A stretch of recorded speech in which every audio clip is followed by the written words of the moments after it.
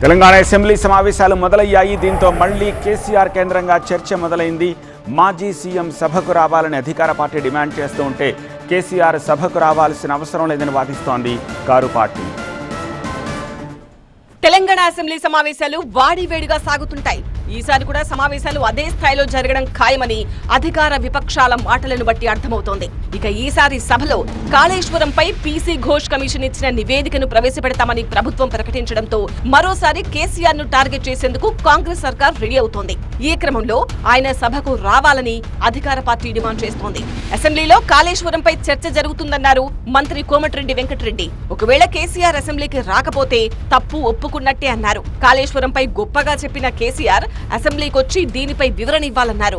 సభలో అన్ని అంశాలపై చర్చ చేసేందుకు ప్రభుత్వం సిద్ధంగా ఉందన్నారు కాంగ్రెస్ ఎమ్మెల్యే ఎన్ఎం శ్రీనివాస్ రెడ్డి. ఇప్పటికైనా విపక్ష నేత కేసీఆర్ సభకు రావాలన్నారు. ఒకవేళ ఆయన అసెంబ్లీకి రాకపోతే బీఆర్ఎస్ నేతల్లో ఎవరో ఒకరిని ప్రతిపక్ష నేతగా ఎన్నుకొని చర్చకు సిద్ధం కావాలన్నారు. లీడర్ ఆఫ్ అపోజిషన్ ను తీసుకురండి అసెంబ్లీకి.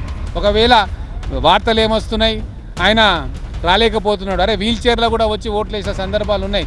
మరీ నిజంగా అంత అనారోగ్య పాలైతే చెప్పండి ప్రపంచానికి.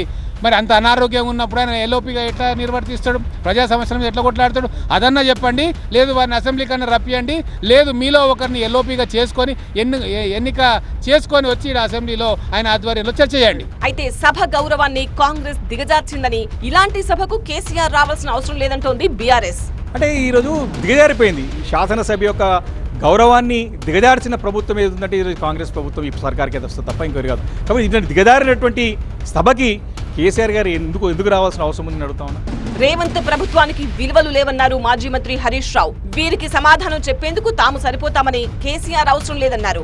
ఇన్ఫ్యాక్ట్ ఈ ప్రభుత్వానికి, ఈ ముఖ్యమంత్రికి ఒక సంకుచిత మనస్తత్వం. వీళ్ళకు మినిమం వాల్యూస్ కానీ, ఎథిక్స్ కానీ, మోరల్స్ కానీ లేవు. ఒక తెలంగాణ తెచ్చిన నాయకుడు, తెలంగాణ సాధించి ఈ రాష్ట్రాన్ని దేశంలో అభివృద్ధి పటంలో నంబర్ 1గా నిలిపిన నాయకుడు కేసీఆర్. వ్యక్తిగతంగానైతే ఇలాంటి సంకుచిత ముఖ్యమంత్రి ముందు ఆ కేసీఆర్ గారు సభకు రావడం నేనైతే అవసరం లేదని వ్యక్తిగతంగా నేను భావిస్తున్నాను. మేము సరిపోతాం లేండి, ముందు మాకు సమాధానం ఇవ్వమనండి. కాళేశ్వరం కమిషన్ నివేదికను అసెంబ్లీలో ప్రవేశపెట్టనున్న ఈ కీలక సమావేశాల్లో మరోసారి కేసీఆర్ సభకు రావాలనే అంశంపై అధికార ప్రతిపక్షాల మధ్య చర్చ మరోసారి జోరందుకుంది.